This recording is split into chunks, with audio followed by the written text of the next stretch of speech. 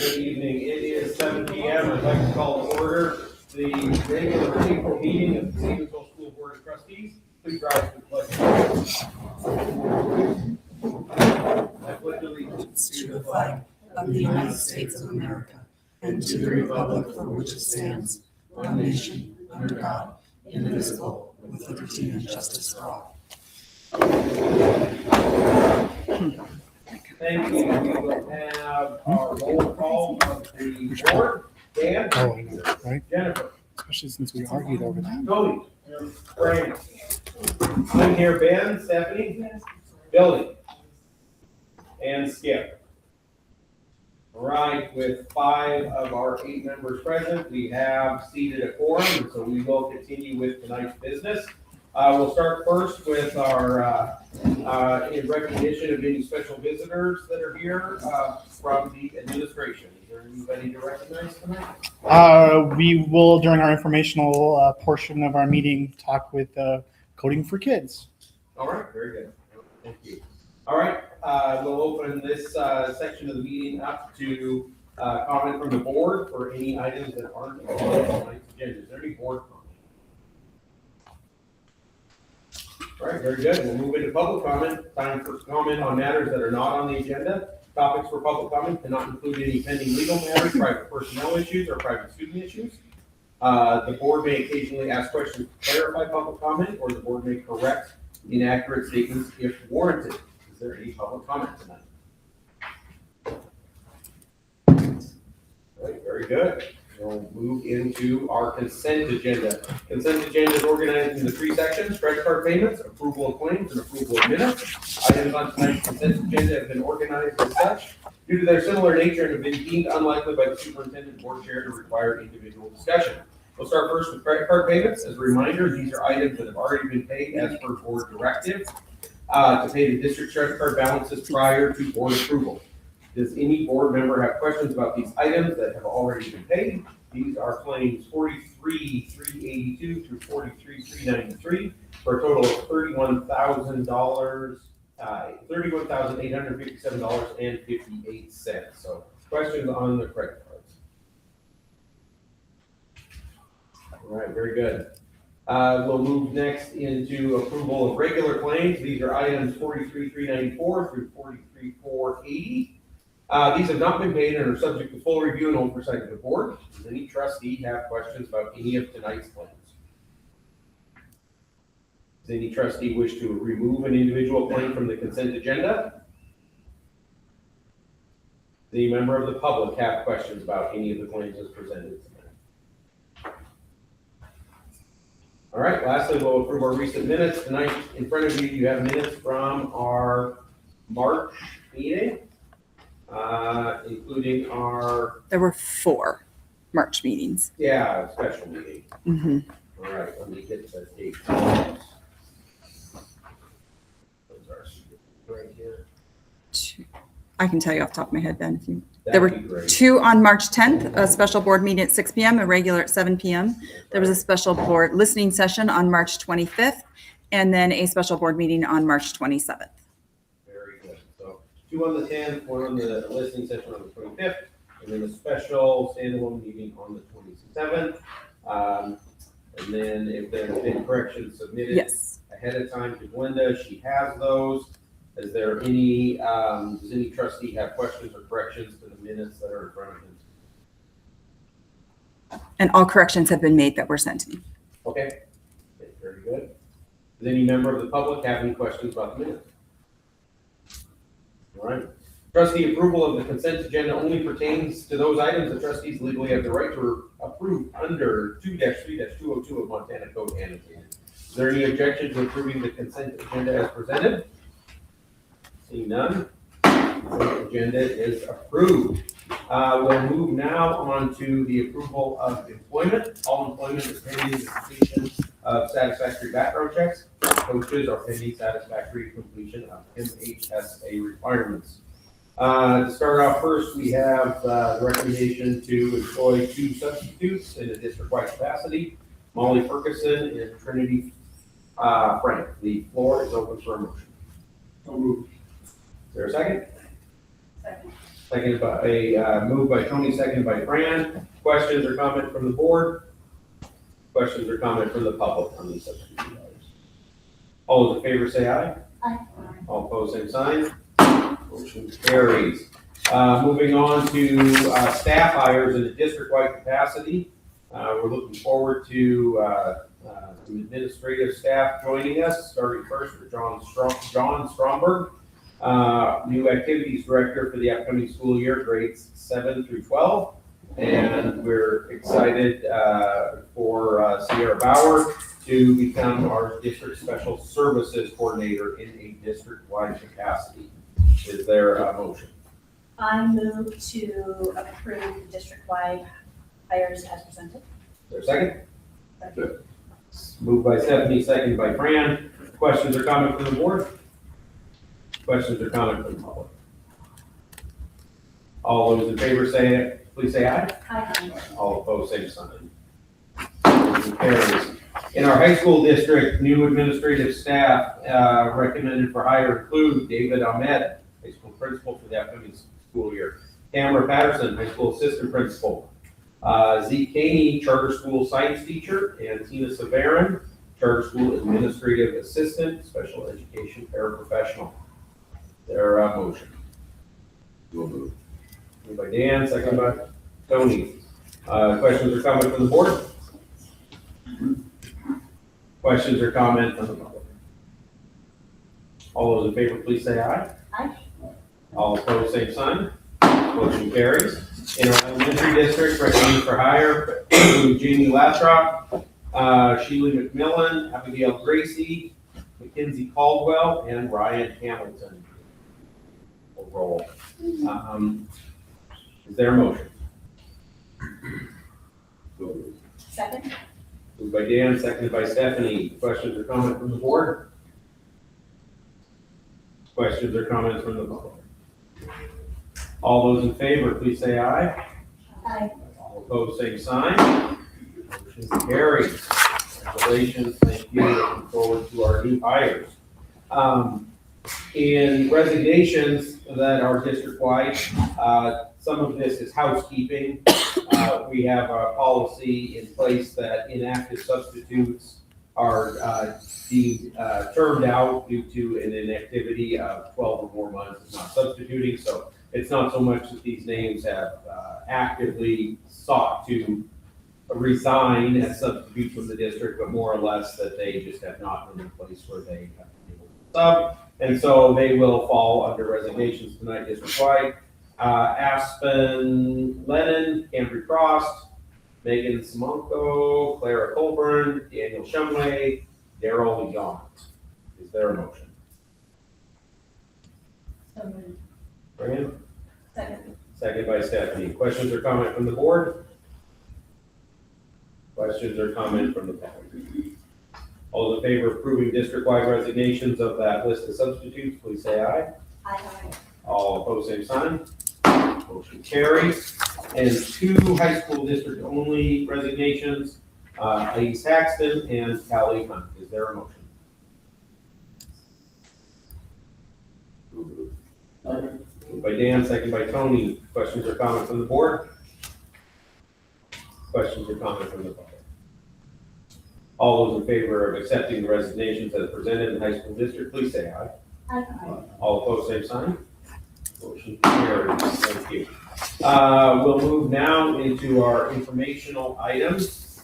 And we start first every month with a student body representative update from Keegan Hackett, who, I want to say, is not here tonight. His mom said he had a long report to do, so he will have a longer report for us on next month. Very good.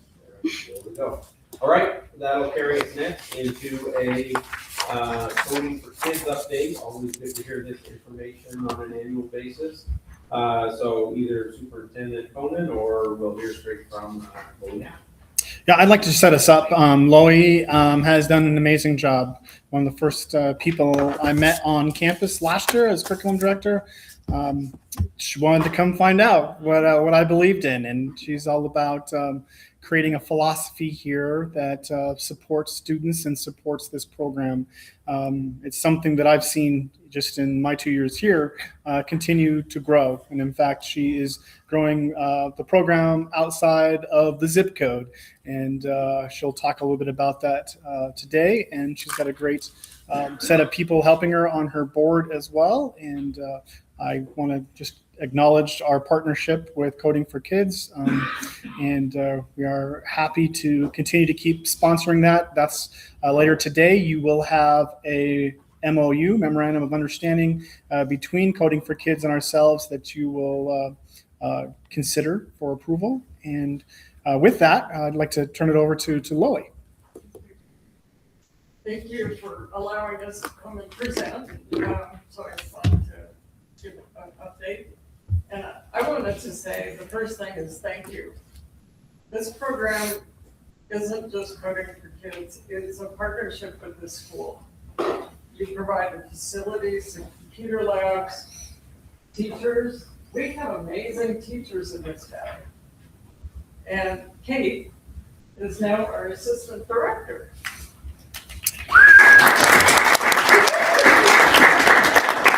So an update on the board really quickly. Scott Seibert resigned from the board to focus on instruction. He is teaching and teaching and teaching. And Zeke King has resigned to be athletics director and other multiple things. So right now we are small. We have Annette Wagner, who does all of our website. I don't know if you've looked at our website lately. She does an amazing job. All our brochures, all our design work. Kate, who does all of the class logistics. The teacher walks in, the equipment is there, everything is ready, and it's ready to go. It's just great. And then I'm the director still. And I would say that, I work on finances and scheduling and so on, but my main job is communication with parents, with teachers, and just making sure that it works. So that's where we are right now. We'll be looking for new school board members, because 3 is probably not enough. Okay, so where are we right now? Yes, it has grown. This spring, we are offering 8 classes. This summer, we have 22 classes. Next fall, we have another 8. So for a total, we have 38 classes this year. And they fill up. These kids walk in, and we'll talk to that a little bit later.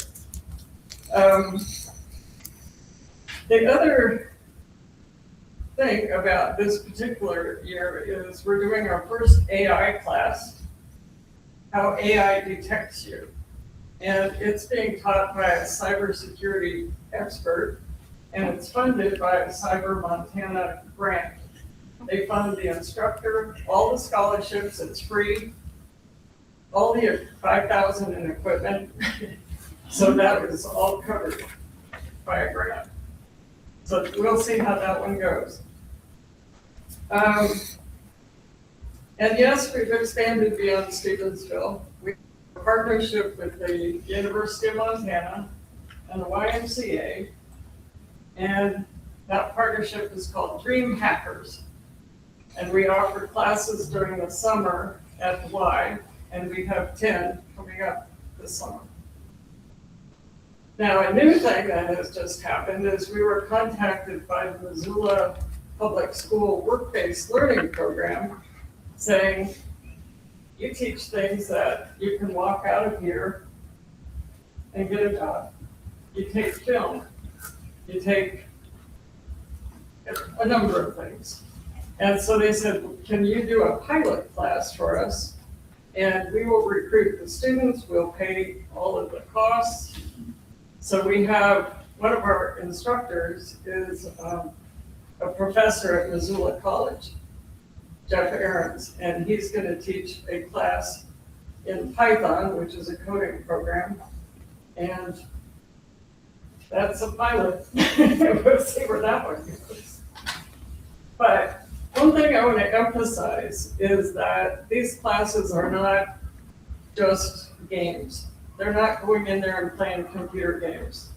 Carter, could you hand out? I have a handout for you which gives you the spring classes. But behind that is, this is what's really happening. So this is the ad and this is the reality.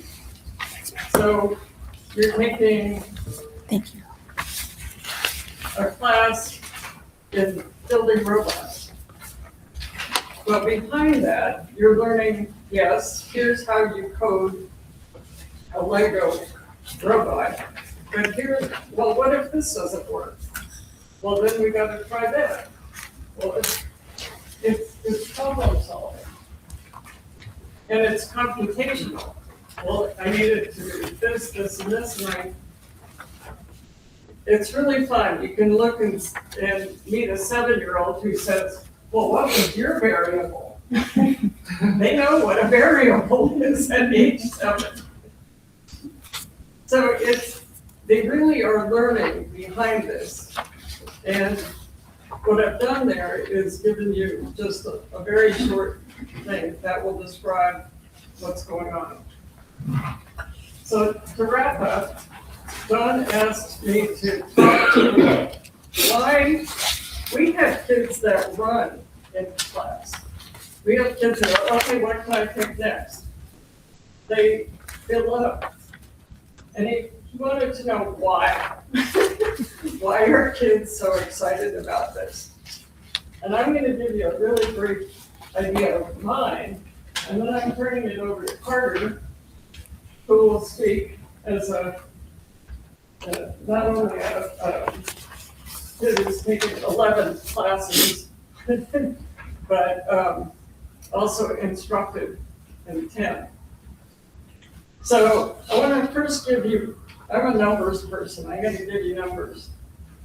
So in the years that we've done this, 79 kids have taken 5 or more, 16 have taken 10 or more, 1 has taken 27.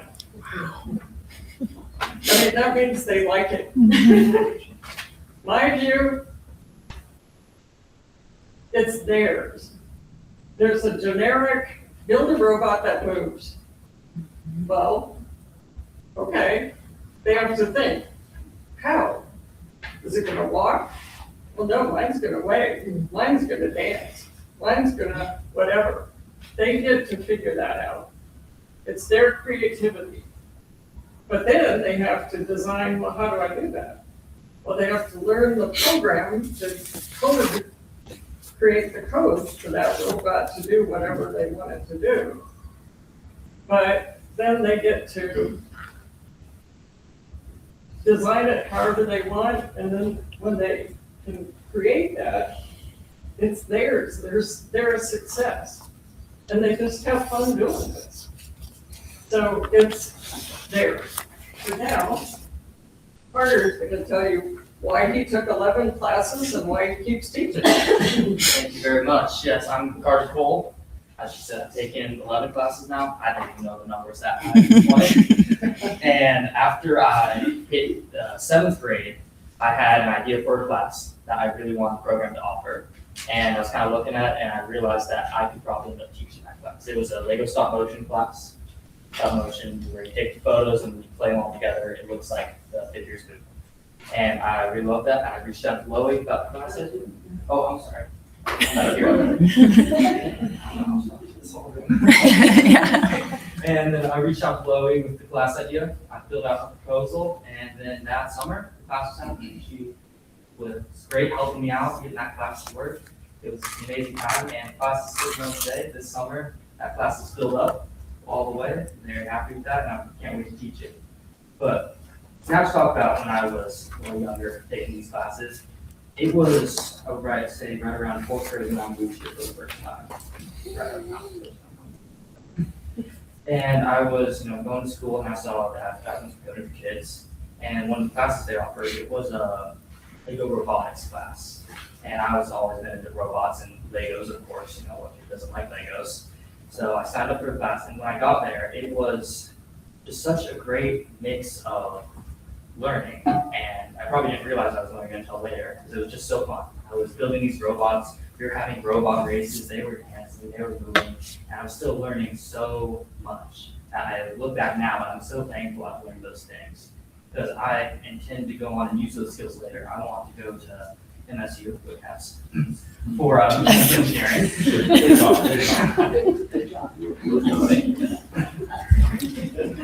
And I want to go from mechanical engineering, and I'm so happy that I already have a base foundation in that field of engineering and fixing problems when they go wrong. When, you know, the robot didn't work, I was like, oh, maybe I need to switch out the motor. Maybe this motor wasn't working. Maybe I need to gear shift it. I learned so many great things. I'm so excited to use later in my life. And then it's been invaluable to me, all these skills I've learned. It's really been great. And then being able to come back and teach classes and assist with classes, it's really, a program that will grow with you. I mean, I really love good with kids. Thank you very much. Just one wrap up here, the summer brochures. We already have 152 registrants. And we don't just do robots. We have digital art. We have the filmmaker who made Yellowstone is one of our instructors, and he's teaching film. We do drones. We do this great programming, design your own game, and make it work. We have a whole range, so we're not just robots. But thank you. Thank you.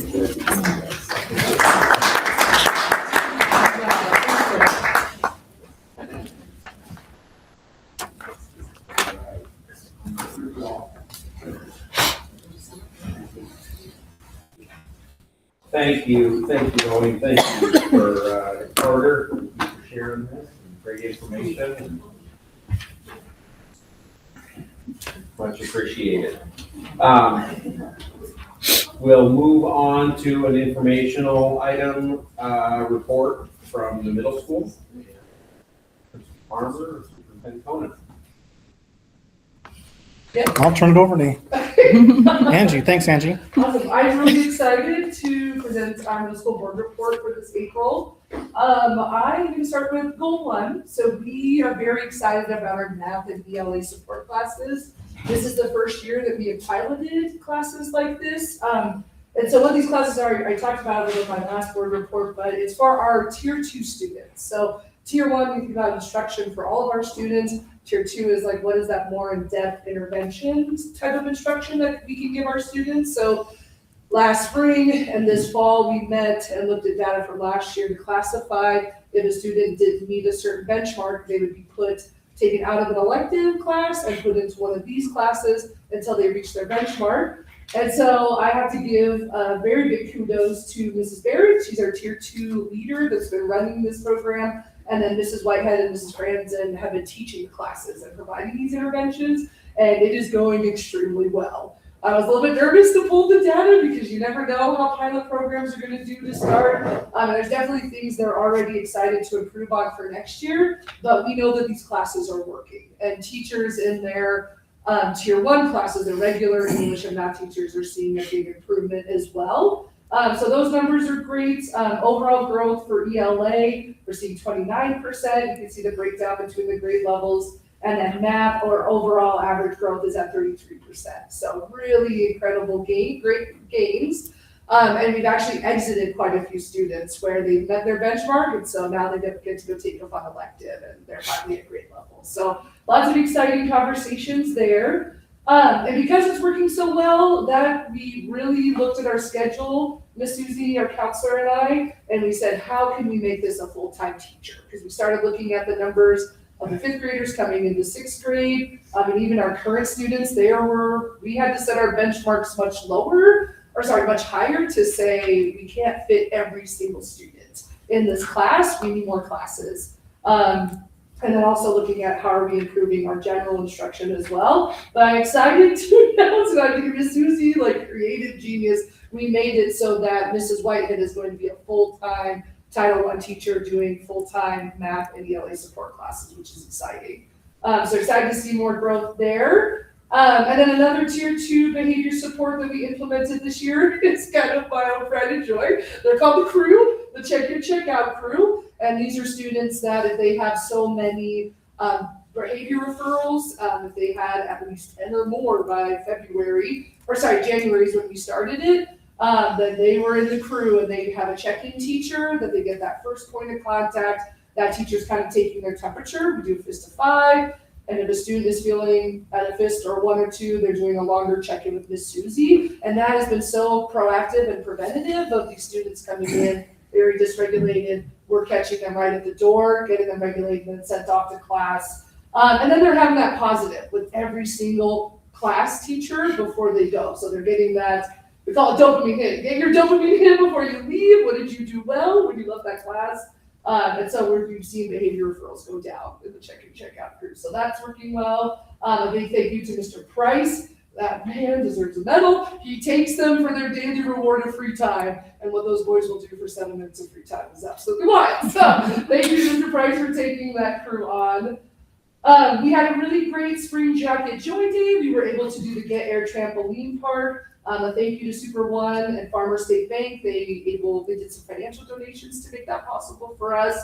One thing I did want to know, we saw a decrease in our eligibility with this. So we had more students that were eligible for our Winter Jacket Joy Day than our spring one. And this time we also gave them a longer time to work on this goal. We gave them a month. Whereas for the winter one, they really only had 2.5 weeks to buckle down. So the staff and I are getting together to talk about why did our eligibility go down, what can we do to support them maybe more leading up to that day. And they were tired when they got back, so that was also a bonus. It was wonderful.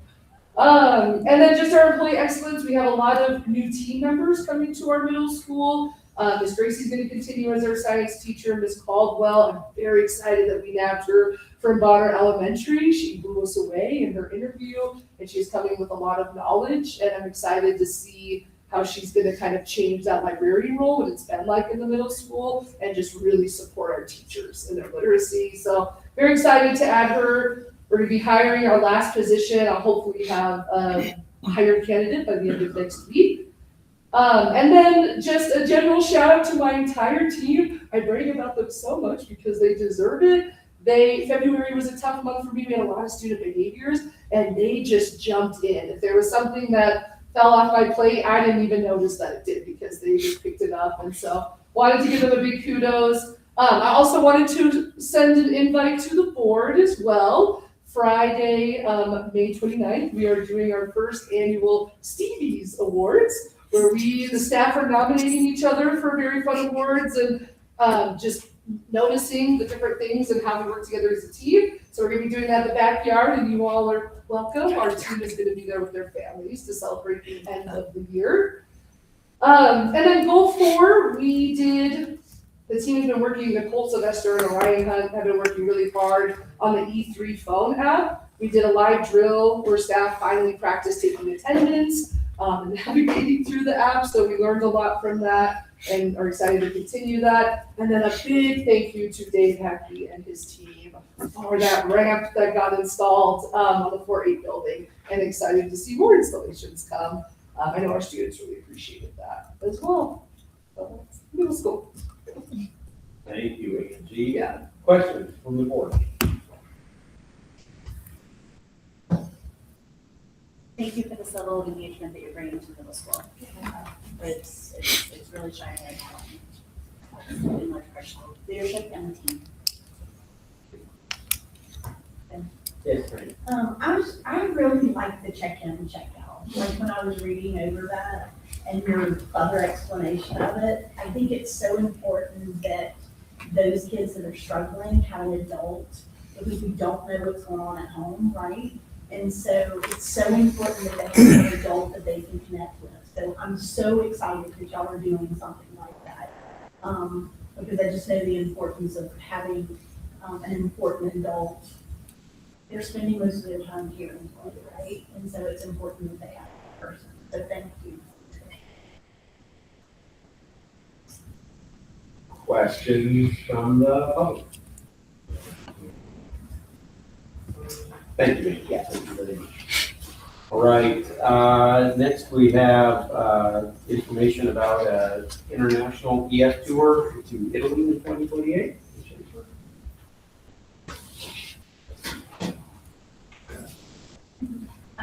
Erin Schaefer. And I just wanted to let you guys know that we will be taking our 4th EF tour trip in summer of 2028. We're gonna go to Italy and go to all kinds of different places. We'll go to Venice and Florence, Assisi and Rome, and get to see all kinds of different places, a lot of history, learn all about that culture, everything that's taken place there, and we'll even get to make some pizza, which will be fun. So really just wanted to let you guys know that that was coming up. I know it's a little something away, but it'll give students more time to get the funds to go and to make those plans. This summer, we're gonna be going to Greece, and I'm excited. I get to be a chaperone on that trip, and then when we go to Italy, I'll be leading that trip. So I'm really looking forward to it. But that was just to give you guys that information. Thank you. Questions?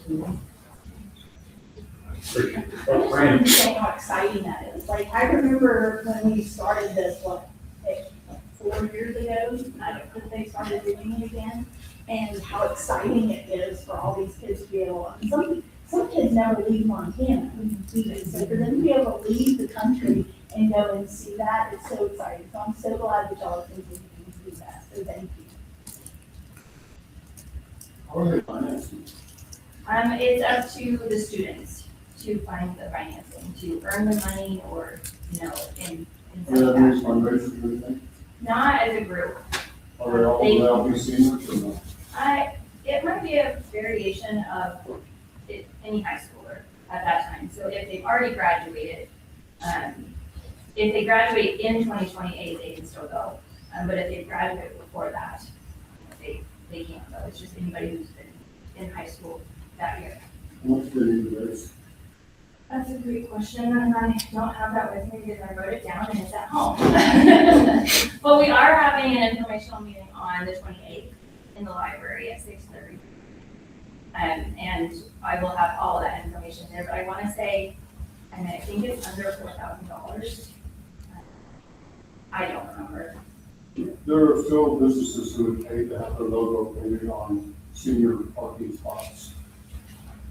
If they wanted to, $500,000. Okay. You want to suggest it? Yeah. They're out there. Okay. Thank you. Give me an extra chaperone, and you know about All right. All right, thank you. Item E, our superintendent's report, as well as a charter school report, item F from Mr. Coleman. All right, I'll try to keep this brief.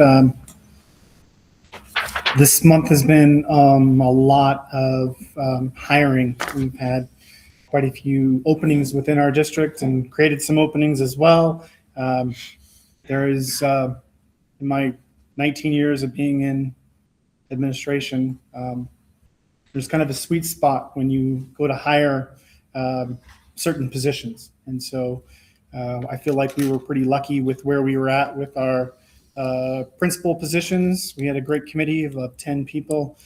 We had 11 applicants for the principal job, 15 applicants for the assistant principal job, and 5 applicants for the AD job. And some of them had applied for multiple positions, and we narrowed down the number of people that we were interviewing so we could manage all of them in one day. That way we were asking people to come one day to campus and not several days to campus to apply for these 3 positions. And we felt really good and have strong candidates that we felt like will help lead us forward. In the board report that I do, I will continue to add in human resource information. One of the pieces that some board members have asked for is on all new applicants, making sure we have a little information about college experience, what education they have, background, and if they're endorsed or not to the position they're coming into. I think that's good information for you guys to have to be able to make your decisions as board members coming in.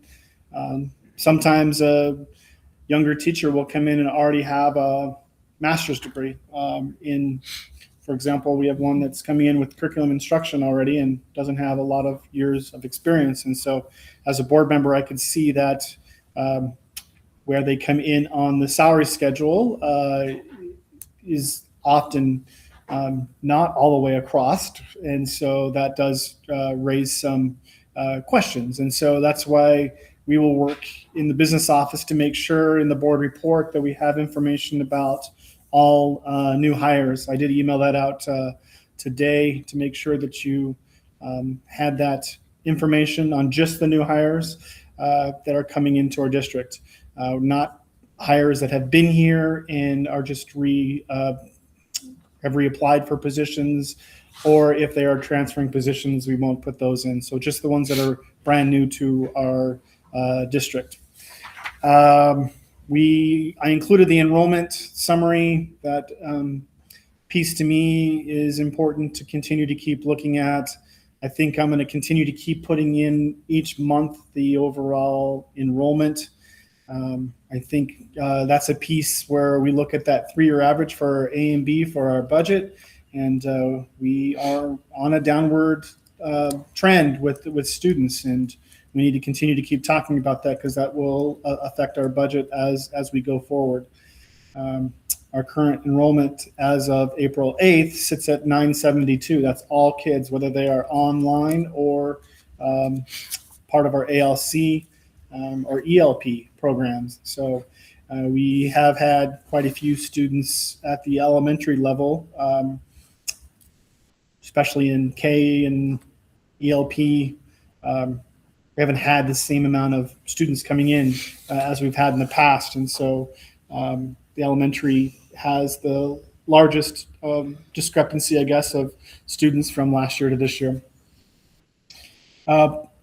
Policies we have talked about. We're still in the middle of the thousands with several to go.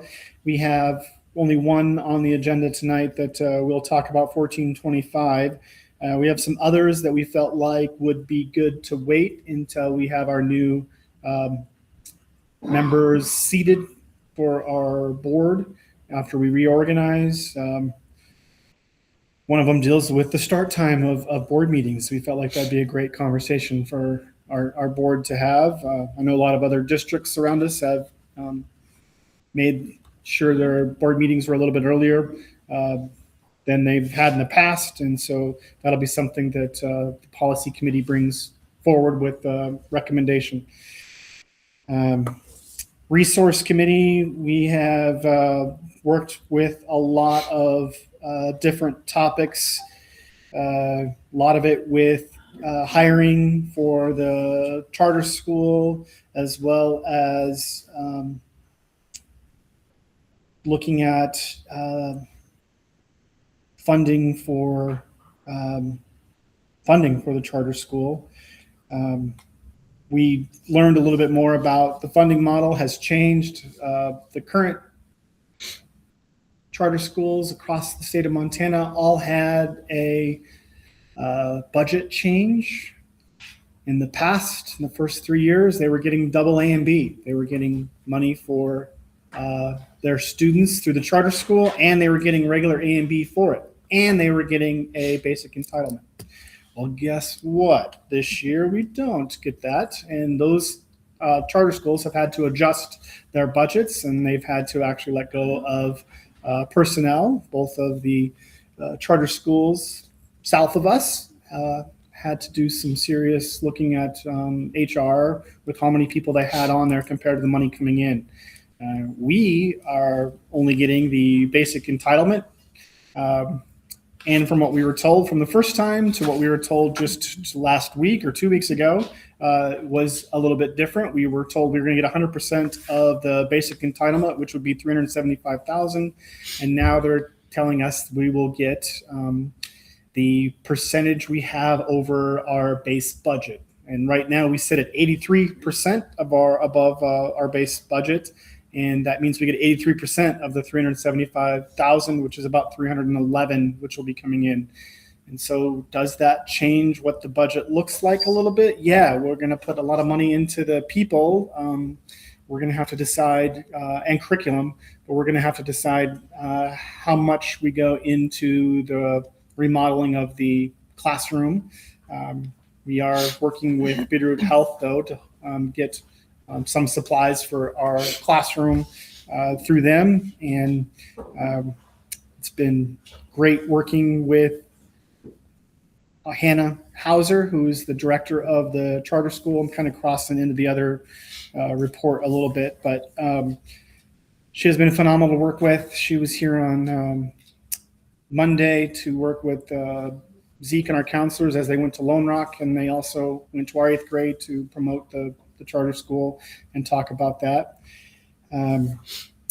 Going back to my report, the next piece is the facility committee. We have been working on a lot of different projects. As soon as school is out, the west side of the high school roof will be ripped off and a new roof put on. That should start as soon as school is out and be done in the first 2 weeks of August. In addition, we have been working with getting a culvert box culvert ready to put into the ditch supply. We got a letter back from the ditch supply committee first week of March, detailing out what they would like to see from us before they give us the go-ahead to move forward. And in doing that, been working closely with board member Hudson on this, and we are getting another engineer drawing, as well as finding people that are bonded insured to help put the box culvert in. I am told Saturday the water is coming, so it will not be put in like we had planned and proposed to before the water comes. And so now we're looking at the end of the water season of ditch supply, which be in September, October, depending on how warm it is. Love to have it before football because that would totally change the whole, and soccer, and change the whole makeup of our campus. So I'll continue to work with board member Hudson on that. And I don't know, maybe he can update me. Maybe I haven't met with him for a couple days. Maybe he can update us a little bit more if there's more than what I just said here in a minute. Been working with the athletic activities and organization committee. We have went through several different pieces of building a common vision from elementary to middle school to high school, and then creating job descriptions for a generalized coaching position for our district, as well as then connecting that vision to that job description to a coaching evaluation process with an evaluation tool. And we're going to continue working next on athlete, parent, and spectator expectations and talking about what that looks like moving forward. So there's been several different committee members on that. Coaches have rotated on that. There's been some members that have stayed for every single meeting. I bet we've put in probably at least 18 to 20 hours, I guess, on this committee with all the stuff that we've done. I really want to give board member Mullen a kudos for helping support us through that whole process. He's been at every single meeting and been a great team member for that. Next is the board calendar. You're going to vote on that coming up. We had 59% choose calendar B over calendar A, and that'll be something we vote on later tonight. And I just wanted to give people that heads up. I know we put that vote out and wasn't announced until earlier this afternoon of which vote won. And moving over to the next, well, I guess I can stop there if there's questions so far. On- just have a clarification. Yep. On your tech levy presentation with the Stevensville Community Foundation, that's gonna be done here. That one I believe is at Kodiak Jacks. There's two at the same time. Mhm. I thought it was a committee that met on campus. It is not a committee that meets on campus. So I have split that up. They're both scheduled for the same time. Mhm. So Orion is doing the community one. I'm doing the one here. I felt like there will be a lot of people that are interested in coming to this one, especially from the Facebook group Moving Stevensville Forward.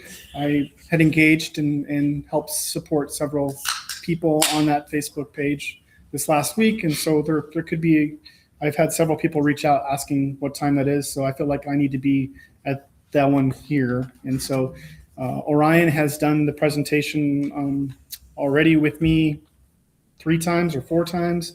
And is Stephanie, are you willing to go with Orion? She said she's going to go with Orion to that meeting as well. And so if there's any board members that would like to be with me here, or admin or staff, or anyone else I'll here, be that with you tomorrow night. would be great Yeah. for the one here. So Yeah. good question, Fran. And there'll also be another one here on the 21st. Correct. Correct. Yes. Thank you. But if anyone wants to join the one tomorrow evening at Kodiak Jacks, it's at 6 p.m. Same time. It's just they meet at Kodiak Jacks.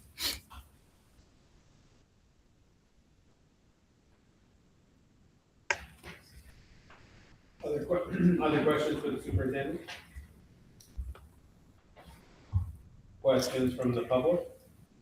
Make a comment. I think the hiring you did, including the children, and that was pretty well done. I think it gave them great experience. And also, I can tell you that they talked to the other students about the experience they got to have. So that was great. Good job. It was, to be honest, to be in that committee meeting, the whole committee was hinging on what the kids were saying, because we wanted to hear what their responses were from that. Seriously, my son was at So- home thinking about his questions and understanding what's an open question versus a closed question. How can you get them to tell a story? Like it was really engaging. We took a lot of their input We did. as we made decisions together as a team of 10, and we felt like we made the best decisions we could Yeah. with their input. And then just one question I have for you. So yeah, the enrollment's down, as you pointed to the elementary school. You think that's just because there's less families with young children here that are coming into the school, or do you think we're losing the charter school? Well, yeah, there's a lot of pieces to that, right? Birth rate's also down, and you're going to hear that from across the state in Montana anyway. That when people, the 3 different districts push something out about that same type of rationale for enrollment going down. But I can also say that what's going up is our homeschool population in Montana. There isn't very many districts in Montana that are continuing to see increases in student population, but what is seen an increase across the state is the homeschool population. It's continued to rise over the last decade continuously. And so I would say between low birth rate as well as homeschool population, and I'm going to tell you, living in the Bitterroot is pretty expensive for young families unless you are already grounded here. So it's kind of difficult to have young families move in to this. So again, there's a lot of factors. That would be great research. I know in other districts we've went all the way to looking at the birth rate of the hospital and predicting how close can we predict from the birth rate of the hospital from our community where it's going to be that next year. To the point where we have seen, we had to look at how many classrooms we're going to have next year at the primary level. So And did the high school remain stable? high school gained 5.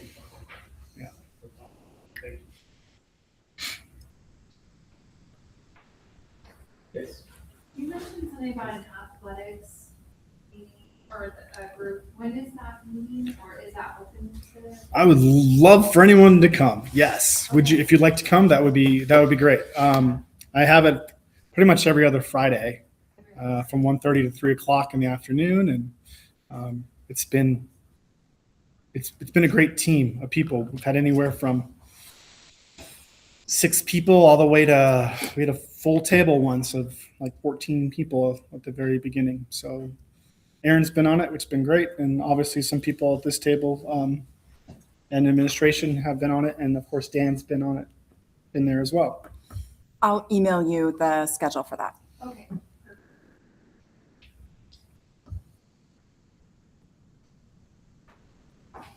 Thank you, Mr. Coleman. Other questions?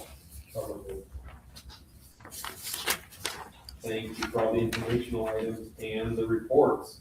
We'll move next into section 6 of our agenda, which is our business and action items. Always starting first with our district enrollment requests, and I believe we don't have any tonight at this point in the school year. So no item A tonight. Next item, as referenced earlier, was a 2-year MOU with Coding for Kids organization. So towards the back of your packet, you do have that item there to review, and hopefully you've looked at it already. And so the floor is open for. I move to accept the MOU for Coding for Kids as presented. Is there a second? Moved by Stephanie, second by Tony. Questions or comments from the board? Questions or comments from the public? All those in favor, please say aye. Aye. All opposed, say no. Motion carries.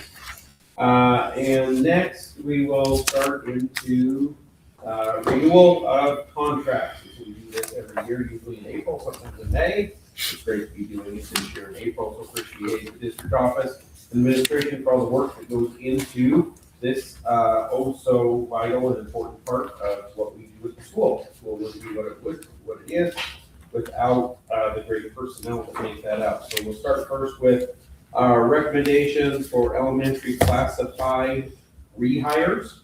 And so these are our elementary paraprofessionals and secretaries. And so being recommended for rehire include Heather Hanson, Kate Beerley, Lynette Bradford, Shelby Brown, Peggy D. Stratton, Jennifer French, Ruth Kepler, Virginia Polly, Gretchen Croft, Vanessa Lennon, Heather Grooms, Julie Hyde, Kimberly Nittler, Kimberly Moore, Lori Rhodes, Deborah Stevens, Tana Tate, Andrea Rodriguez, Heather Zink, Billy Dinshaw, Melissa Blessington, and Kate Oval.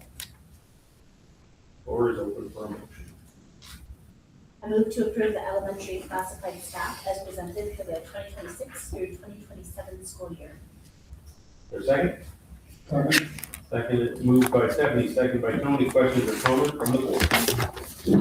Frank? I know we just have a form, but my daughter is on the list, and so I cannot. Yep, and that doesn't break quorum. No, it doesn't break quorum, so thank you for declaring. Thank you. And that, yes, follow policy as well. Further question or comment from the board? Question or comment from the public? Dan, how do you vote? Tony, how do you vote? Fran? Same. I vote aye, and Stephanie? Aye. Motion carries 4-0 with 1 abstention. Moving on to the high school classified recommendations for rehire for the 26-27 school year, including paraprofessionals and secretaries. And that will include Ariella Joyner, Pauline Hammock, Christy Henson, Moni Henson, Libby Hyde, Silly Jackson, Jessica Stokes, Karen Darnell, I'm sorry. How do you I just say Tara. Benin, not Benin. Okay, those are the recommendations for classified rehires in the high school. The floor is open for motion. I move to approve the high school classified staff as presented for the 2026-2027 school year. Second. Moved by Fran, second by Tony. Questions or comments from the board? Questions or comment from the public? All those in favor say aye. Aye. All opposed, same sign. Motion carries.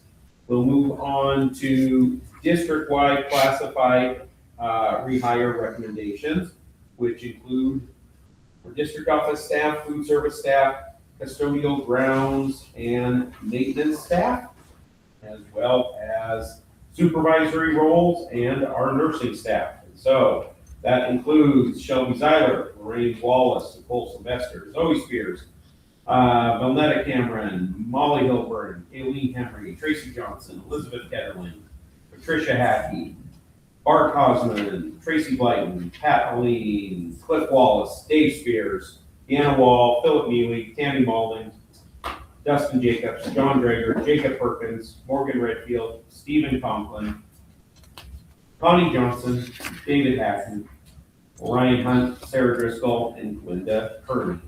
Floor is open for a motion. I move to approve the district classified staff as presented for the 2026-2027 school year. Been moved by Stephanie, is there a second? Second. And second by Tony. Questions or comments from the board? We have it separated on our, as classified and district. Oh, supervisors, Mhm. we do. Separately. Yeah, we do, sorry, I rolled a little fast there. It's okay. Yeah, we do. Okay, yeah, we will do that because that's how the agenda is posted. So we will be, the previously named district office staff, food service staff, custodial grounds and maintenance staff is and the district nurse, yes. The district nurse. The floor is open for a motion. Or, corrected motion. I will correctly move to approve the district classified staff as presented. Thank you, and Tony, is that you second? All right, so we have that corrected, thank you, Fran. Questions or comments from the board? Questions or comments from the public? All opposed, same sign, motion carries. We will then, take under consideration the recommendation of district supervisors for rehire in the 26-27 school year. That includes David Hackey, Orion Hunt, Sarah Driscoll, and Linda Kearney in supervisor roles. Floor is open for a motion. So moved. Tony, is there a second? Second by Dan. Questions or comments from the board? Questions or comments from the public? All those in favor, please say aye. Aye. All opposed, same sign. Motion carries. All right, moving into our certified hires and recommendations. We'll start first with elementary non-tenured certified recommendations for renewal. So our non-tenured recommendations for renewal. And let's see, Mr. Conan, I want to get this right before I make a mistake. We are including admin in with everything, right, as we do these motions, correct?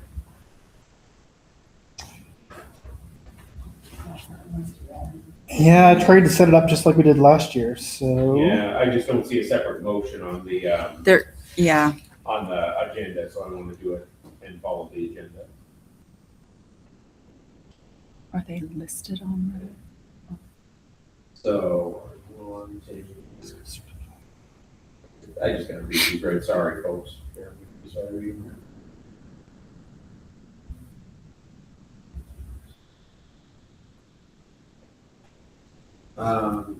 All right, so we're gonna do all certified, non-tenured, we have in salary. So recommended for rehire and renewal, and still within their non-tenure period in the elementary include Angie Armour, Ryan Hamilton,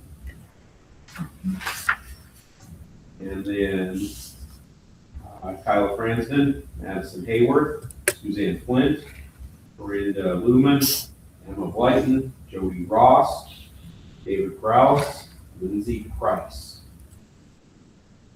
Those are the recommendations for renewal that are still within their tenure period within the elementary. We will also see some names twice because they have a split hire between the two districts. But floor is open for a motion. I move to approve the non-tenured certified staff as presented for the 2026-2027 school year. Second. Moved by Fran, seconded by Stephanie. Questions or comments from the board? Questions or comments from the public? All those in favor, please say aye. Aye. All opposed, same sign. Motion carries. We'll move next into the recommendations for renewal for our elementary tenured certified staff. And so staff being recommended for renewal that already have tenure at the elementary level include Vicki Botton, Jamie Frost, Jan Enixon, Kyla Morton, CJ Paulson, Shonda Demi, Elizabeth Schreiber, Joey Wark, Scott Seibert, Ellen McKern, Kathleen Braverman, Heather Minster, Robert Prince, Jennifer Waltall, Nicole Euler, Kathleen Jennings, Riley Golder, Bruce Jessup, Candace Briggs, Brianne Kuchel, Zach Paulus, Clayton Curley, Hicks, Trevor Motley, Shauna Lenz, Shannon Barrett, Derek Berkeley, Laura Whitehead, Dakota Welton, Lee Stark. The floor is open for a motion. I move to approve the elementary tenured staff as presented for the 2026-2027 school year. There's a second. Been moved by Stephanie and seconded by Tony. Questions or comments from the board? Questions or comments from the public? All those in favor, please say aye. Aye. All opposed, same sign. Motion carries. All right, our last elementary item is the recommendation for renewal for elementary certified staff, with this being their tenure granting contract. So individuals that will receive tenure at the approval of this vote and granting of this contract. Those individuals include Kelly Conway, Jessica Lund, Sabrina Hamrick. Floor is open for motion. So moved. Tony, is there a second? Second. And second by Fran. Questions or comment from the board? Questions or comment from the public? All those in favor of granting tenure to the three individuals named previously in the elementary district, please say aye. Aye. All opposed, same sign. Motion passes. Move on to item J, the recommendations for certified, non-tenured recommendations for renewal for the 26-27 school year. So individuals being recommended for renewal but not yet receiving tenure in the high school district include Lorraine Adams, Brad Shetty, Tyler Joyner, Robert Ryan, Margaret Zilla, Taya Bevington, and Jack Zilla. The floor is open for motion. Tony, is there a second? Seconded by Fran. Questions or comment from the board? Questions or comment from the public? All those in favor of renewing those non-tenured certified individuals, please say aye. Aye. All opposed, same sign. Motion carries. Next, we'll move on to the recommendations for renewal of tenured certified high school staff. I have one person to take off there, as you heard on the very beginning with the resignation. Please take Callie Hunt off of the rehire list. Okay. All right. So the individuals being recommended for renewal that already currently have tenure in the high school district include Tyler Morton, Josette Hackett, Kelsey Siggs, Amy Paxton, Wes Wells, Casey Ferguson, Jackie Bauman, Zach Paulus, Katie Cardoza, Trevor Motley, Heidi Cowan, Aaron Schaefer, and Grace Sullivan. Floor is open for motion. So moved. Tony, is there a second? Seconded by Dan. Questions or comment from the board? Questions or comment from the public? All those in favor of renewing the tenured list of high school staff, please say aye. Aye. All opposed, same sign. Motion carries. We'll last here take up the recommendation for renewal for granting tenure to 3 high school staff members upon the issuance of this upcoming contract. The administration is recommending tenure be granted to Brett Renaud, Sydney Heidke, Chris Talbot. Floor is open for a motion. Moved by Tony, seconded by Brad. All right, questions or comments from the board? Questions or comments from the public? All right, all those in favor of granting tenure to those three individuals in the high school district, please say aye. Aye. All opposed, same sign. Motion passes. Thank you. All right. Feel that is a vastly important thing that we do annually, and greatly appreciate the staff and all that goes into making the school operate, succeed as well as it does. And so, having handled renewals and contracts for the upcoming school year, we'll move next into the approval of contract for E-rate services and products with 801 Technology. We held a special board meeting to approve an RFP that is in this space, and so now it is time to look at that contract and see if that is what we would like to approve. Superintendent Conan, anything to add before we launch into that? Actually, this is the second one. We had two RFPs that were out there, and so this is the second one that came through that we need to vote on. So that's why there are different Gotcha. amounts of money, different things. This one deals with a lot of the infrastructure types of hardware through switches, $60,000 worth of switches that we're ordering through E-Rate. And this is the company that we chose out of, I don't know, must have been about 8 or 9 companies, and did a rubric for and chose 801 Technologies as the award winner of the contract. Okay. The floor is open for a motion. I'm moved to approve the RFP with 801 Technologies for the E-rate services and products totaling $74,600. Numbers today. $74,461. Is there a second? Been moved and seconded that we approve the E-rate contract as stated and posted in the packet. Questions or comment from the board? Questions or comment from the public? All those in favor of agreeing to pay the contract amount as stated, $74,461, please say aye. Aye. All opposed, same sign. Motion passes 4-1. Right, moving on to the consideration of the board self-evaluation.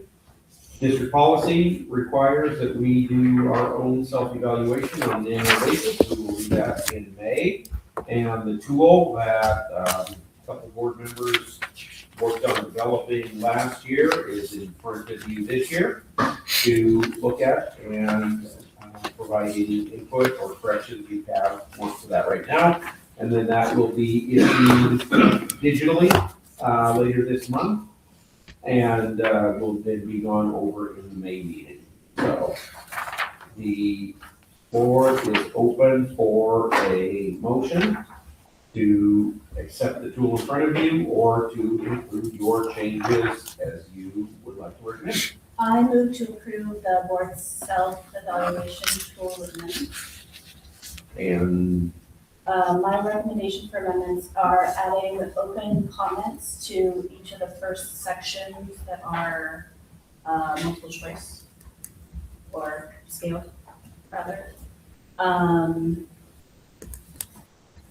I would like us to consider removing number 19 or clarifying, or we just clarify what it is. I feel like I don't grasp it. And then 21, offering an open comment as well.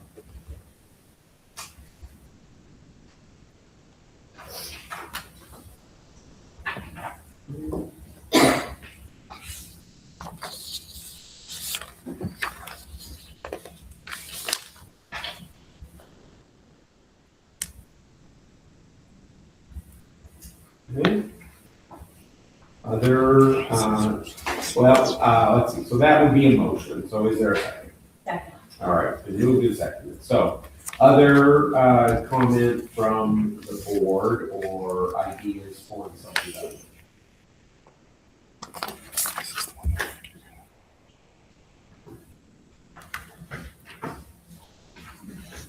All right, questions or comment from the public?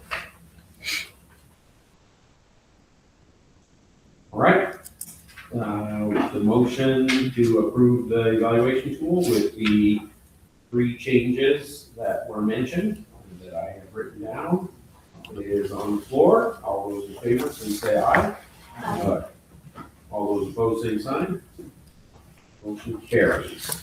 Just to clarify, 19, are we taking Is it out to remove or to to remove or clarify? to re-clarify? I struck it to remove. Okay. Okay. I've got Thank you. master tool in my inbox. Okay. Thank you. All right, so that takes us to, the approval of the calendar for the 26-27 school year. So calendar committee worked under the direction of, Principal Bauer and Superintendent Conan to present to the staff, version A, an option A and an option B.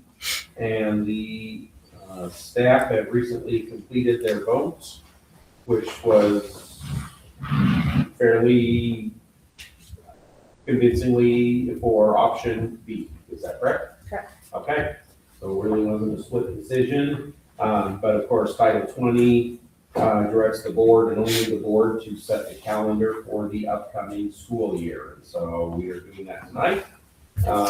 And you have both versions in front of you to look at and some information about moving the district into a minutes-based model where we make sure we meet the required number of minutes as laid out by OPI. So with that information, Mr. Conan, anything you want to add to that?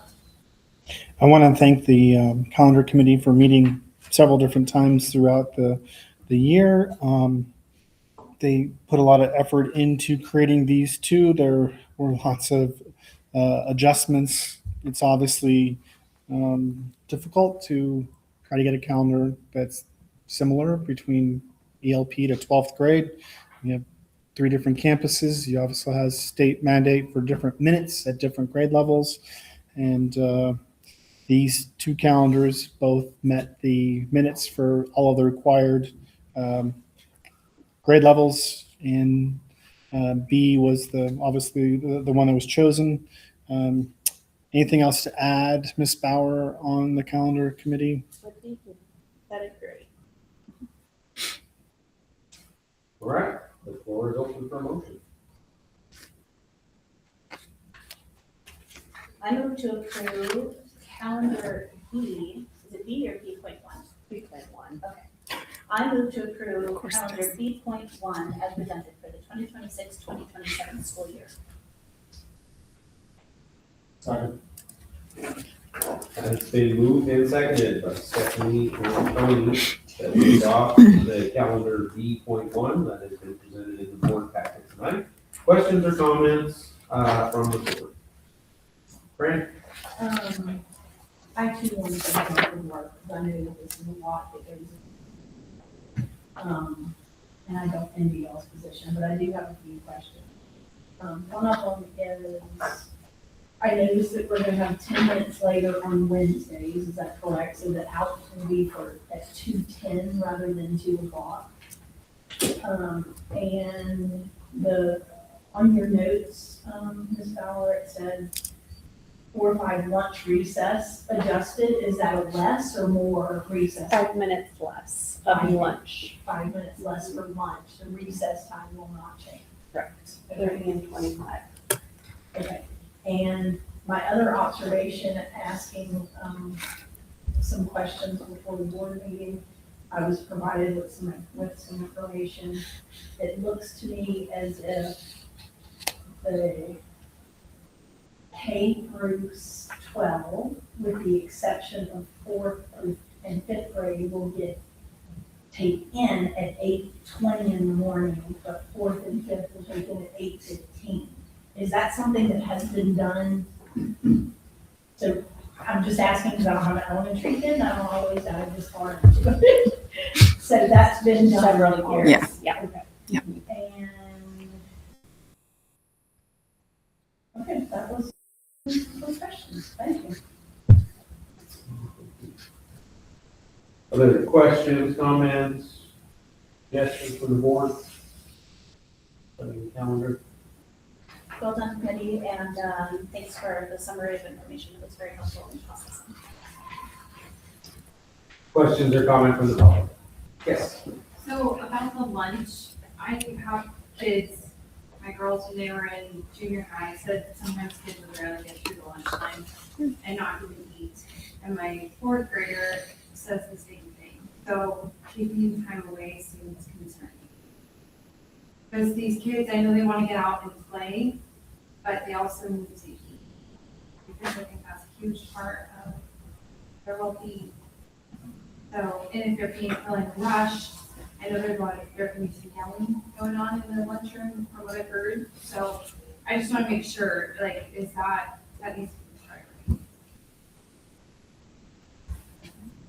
priority. Yeah, can that be, yes, can you speak to that more, I guess, because I don't know the ins and outs of the lunch times and how the decision was made to, or the impetus for trimming that, trimming that grants what? It allows 4 or 5 to meet their minutes. So it's 4 or 5.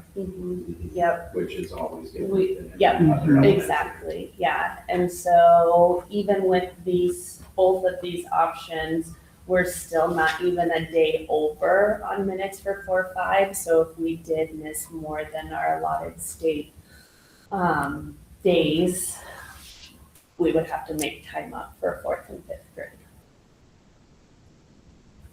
And structured recess is the other option? Structured recess happens in the afternoons. They only get 10 minutes, but that is already in place. As for lunch recess, it is not structured.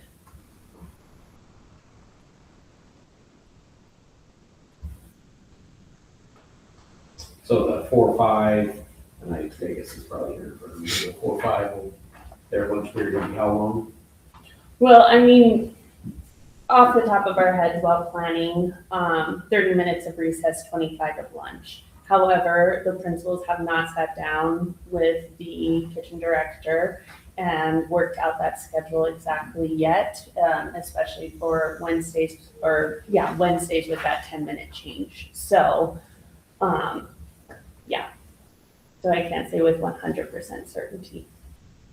So as much as I wouldn't want the recess change, that's all still non-instructional time. So we can shift some of that, right, without affecting the calendar. So None of that affects the calendar. Exactly. Yeah, And the so 55 minutes will stay the So if we same. wanted to take 5, if we felt it necessary to reduce the recess by 5 minutes, which again, I don't like reducing, but I do get the complicated part of trying to make all the minutes work. And 4th and 5th grade, anyway, so let me finish that statement.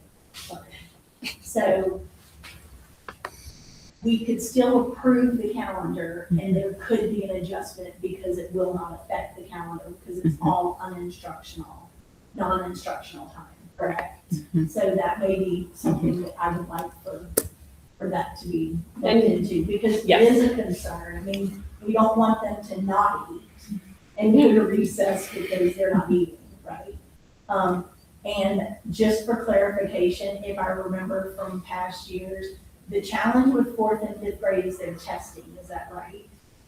Nope, just their minutes. Minutes from OPI. Yeah. It's minutes from OPI, and we treat 4th and 5th grade, and correct me if I'm wrong, but we treat 4th and 5th grade in terms of number of recesses, kind of like we do in other parts of elementary, and so other schools across the state would have that problem when they're in their own building and treat everything the same, but we try to prioritize that, but OPI says that's when the minutes start ramping up, when they go from 3rd to 4th, yet we're still trying to help get these kids. I get you, so we're still giving them. We're their personal prioritizing, time, yeah. And so it makes it difficult. Yeah. So I would agree that we need to look at maybe, switching that around, maybe 5 minutes more for lunch and 5 minutes less for recess, even though I'm a huge proponent for them having that time. And it's still in discussion, like I said, we haven't been able to meet, but also, there's some definite wasted time in the lunchroom on our students' part, so just reining that in a little bit too. But they still have to get through a line. Yep. Okay, thank you. So let's just take it a little, worms. But I've not really paid attention to the schedule. So if kids need more recess, which I think they do, why do we go already on Wednesday? How is it not possible to not spread this out? So that there's additional recess time, more time to eat, and go home in regular time on Wednesday. Oh, yeah, I'll mention that. Wednesday, early out Wednesdays is where we address teacher prevention development. So prior, and we've done it every which way from Sunday. We did it was early out Wednesdays when I was an elementary kid, and then they went away, and then they came back. We've done it. But when we don't do that, then we take full days spread throughout the calendar year for professional development. We'll do a random Monday or a random Friday that there's no student instruction, but it's a day of professional development. So about 3-ish years ago, the pendulum was swung back, and the best use of that professional development time was on a weekly basis and make it 6 more productivity. So anyways, that's what that is. I think to get to the heart of your question, you have to tweak the length of the school day and the length of no, it's a good question. But that's what happens. And otherwise, Well, we used to take those. we use it. And so what would end up happening is you had all these mini breaks where parents didn't necessarily have the days off. So then you had kids that were at home by themselves with nobody. Whereas if they know that their kid's getting off at 2 or 2:15 in the afternoon, they can make that schedule a lot easier throughout the year than to have all these mini breaks everywhere. Can I do agree with that? Further questions or comment from the board or from the public? All right, all those in favor of approving the calendar as presented with the B1 version that had the staff majority vote, please say aye. Aye. All opposed, same sign. Motion carries. Calendar set for the 26-27 school year. We have 3 approvals of collective bargaining agreements that were all open for the purpose of negotiating insurance, because the state was successful in approving the Bridge Allied Insurance Program, and Stevensville voted to move in that direction, the union as well as the board. We had to negotiate those rates, and were successful in doing so. So in front of you tonight, you have those updated CBAs, and you have the table of information, which will soon be available for all employees to log into and select new health insurance plans, and marks a major change for Stevensville, being one of the last districts in the state that did not offer tiered health insurance. It was not made important for some affordability standards, we'll just say that. And so now moving forward, the tiered plan offers what's considered to be affordable health insurance, if there is such a thing. And hopefully we see some good things for employees and families, and good coverage from this new statewide program. So with that, we'll start first with the approval of the CBA with the STA. And again, the portion inside the CBA that's updated is only related to insurance. There's nothing else. But then unless I'm missing something, all I have is the insurance paper. Yeah. The CBA. Because all. And I'm okay with that. You just mentioned that we had a copy of that. I'm and I sorry. don't have a copy. I'm sorry. So, I just yeah, wanted to we, clarify. fair enough. Right, we're approving that these rates were what was settled on. And there were earlier, there were multiple versions of this document that went through the negotiation process. And this is the one that was. And I will be abstaining from this vote because it affects my daughter. Okay. Okay, for the, one union. Okay, not all three. Yes. Okay. All right, so the floor is open for a motion. I'll move to approve the updated insurance portion of the CBA with the Stevensville Teachers Association. There a second? Second. It's moved by Stephanie, seconded by Tony. Questions or comment from the board? Questions or comment from the public? All those in favor, please say aye. I, All those opposed, same sign. Carries. Same question, same action item in front of us, the approval of the CBA, updated CBA with the Stevensville Paraprofessionals and Secretaries Union. The floor is open for a motion. I move to approve the updated insurance portion of the CBA with the paraprofessionals and secretaries union. Moved by Stephanie, is there a second? Seconded by Tony. Questions or comment from the board? Questions or comment from the public? Dan, how do you vote? Tony? Fran? I'm saying, I vote aye. Stephanie? I vote aye. Motion passes 4-0 with one abstention. Same question on the table, item R, approve the CBA with the updated insurance agreement with our LIUNA union. Floor is open for a motion. I move to approve the updated insurance portion of the CBA with LIUNA. Stephanie made the motion, seconded by Tony. Questions or comment from the board? Questions or comment from the public? All those in favor, please say aye. Aye. All opposed, same sign. Motion carries. Thanks to all the groups for the work and the negotiations make this possible. Hopefully it's a great success. Item S tonight is the approval of a memorandum of understanding with the Stevensville Stars Foundation related to proposed work and updating of the tennis courts, which they have been fundraising for and the district has identified as a significant need. And so you have an MOU in front of you, you have a map, aerial map of the tennis courts, and you have a proposed refurbishment proposal and package from Hill Country Tennis and Tracks Company out of Texas to do the work.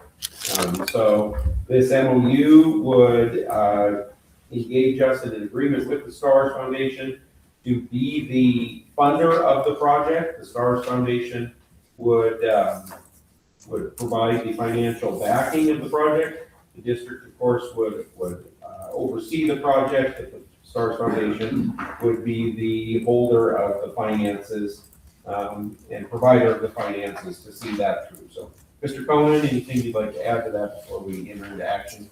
And I'd like to publicly acknowledge both board members, Hudson and Esh, for helping support along this process. Something that came to me in August. I didn't know the extent of what that was going to be, but this group has been good to work with over the year. We have put a ton of time into meetings. I don't know, I think we met at least 7 or 8 times throughout the year, trying to dial it in on what we wanted. We went all the way from looking at a plan for 6 or 8 new tennis courts and post-tension concrete, which hit about 1.1 million for the 8 courts. Knowing that the Stars Foundation had roughly 230,000, that would have been a long road to fundraise the rest of that money. We looked at several locations with the facilities committee, from next to the bus barn to the south end of the campus. And in early March, late February, Kirk Payton, who also has a residence in Corvallis as well as Texas, came to campus. We went and re-looked at the current surface where the current tennis courts sit, and he offered up a plan for putting asphalt over that, saving a lot of money of not having to do any of the dirt work and using the current surface, giving a year warranty on it, painting it. I was able to secure a asphalt company to come in the end of May to start. So it's actually while our tennis players are at state tennis tournament. That's one of the first days that this starts. We also know that we want to make sure there is walkway through to graduation, because it'll be right around the same time graduation is, and so Kirk knows that. Reusing the current fence, as well as there are 2 posts that are brand new that we just purchased for the tennis court. We'll reuse those 2, and all the rest will be brand new. Repainting the surface, and being done before, hopefully before August, depending on weather.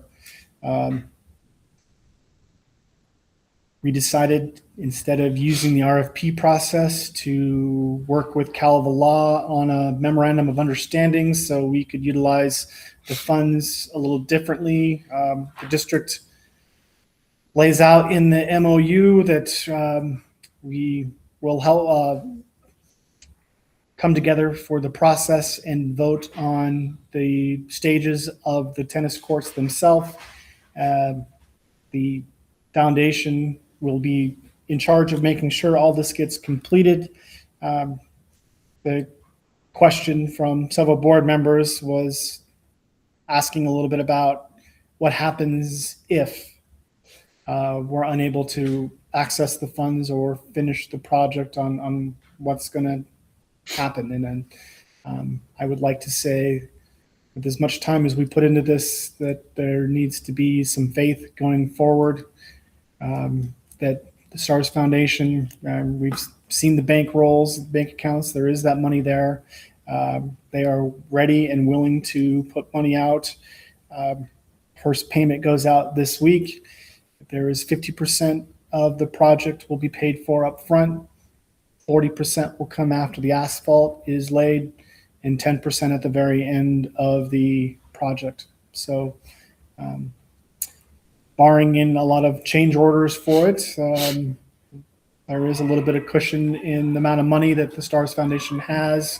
And so I feel as confident as I can about moving forward with the process that we had. If you remember, we talked early on about whether we should just have this money donated to the district or whether we should use the foundation to run with the plan that we have and use their money effectively. Not saying that when the money comes into the district, we wouldn't use it effectively. There's just a lot more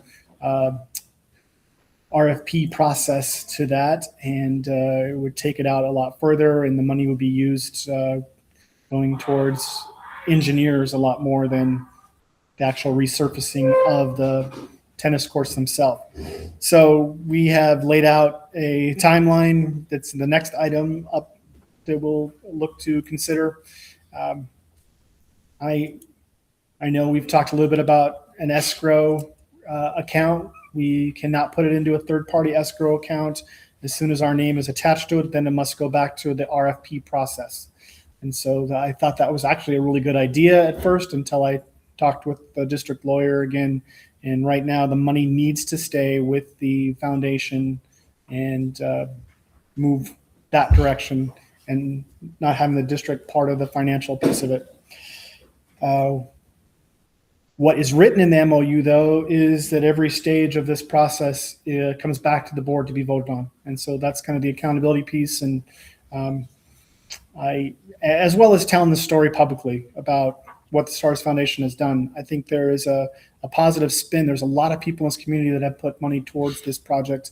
And I think it coming to fruition over the year is going to be exciting for our kids and our community. So I want to end with that piece of it, that it is something that I'm looking forward to, and having faith that this is all going to turn out exactly as planned. Thank you, Mr. Cohen. I just think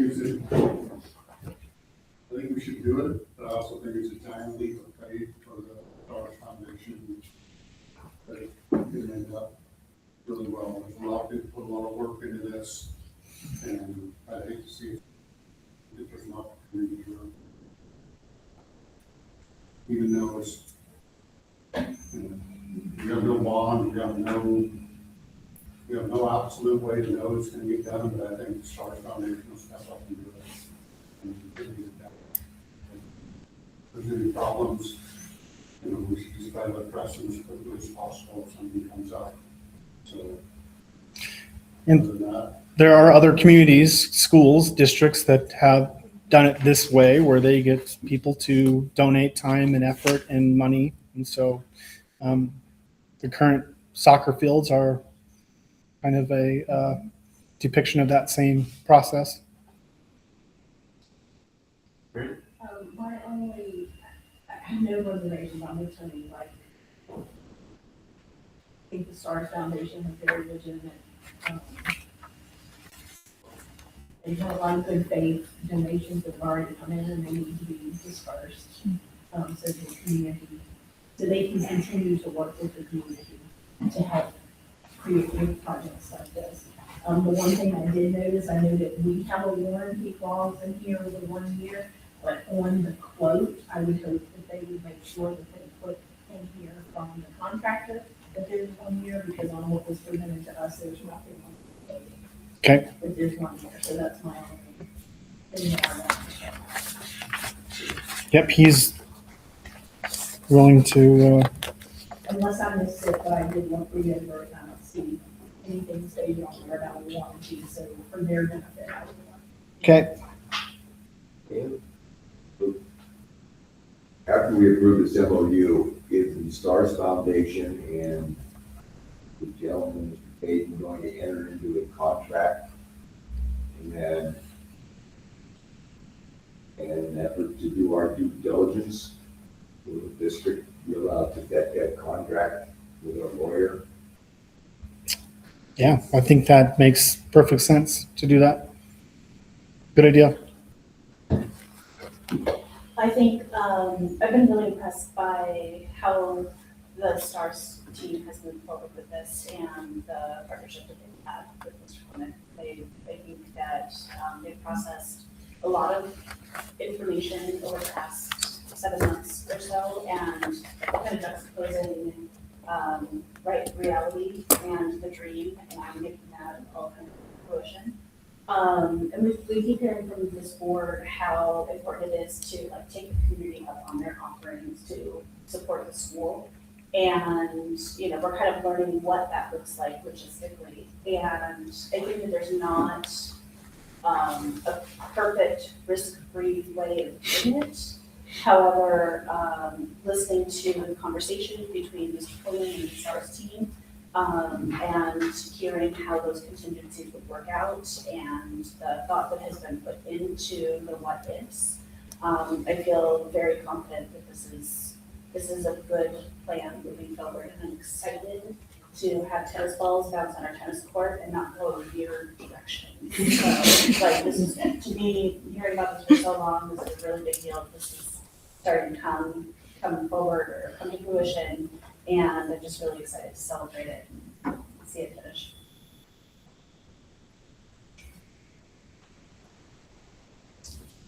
All right, well, at this time, the floor is open for a motion.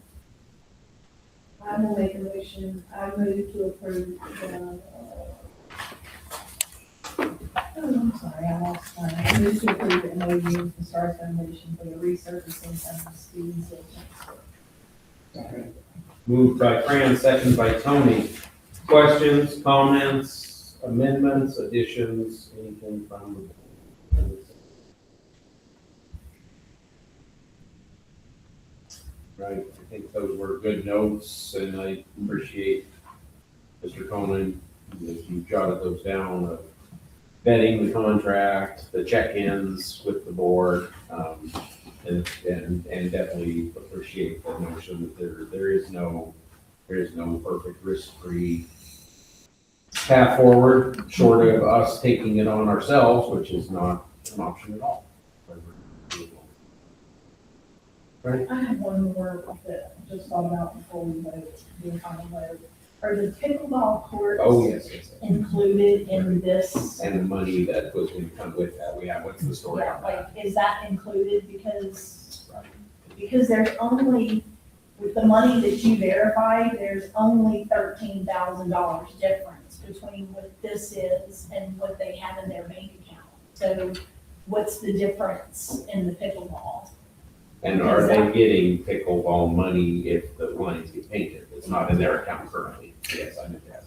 That is a good question. We were told that's what would be part of. Do you remember, Stephanie, the exact wording? Well, we were told that some of the pickleball money is in there and some of the pickleball.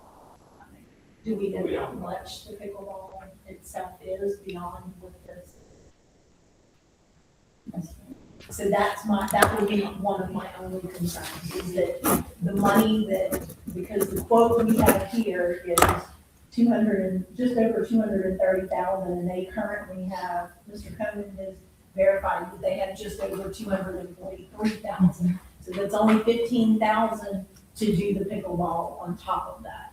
I mean, I'm okay with it if we're okay with it, if the pickleball doesn't get done, but I know that was part of the discussion, so that's the only reason. And it's just painting How much money lines, is right? deposited and how much happens? Exactly. To make it possible, and then what binding agreement would they be entering into that we would be obligated to live up to?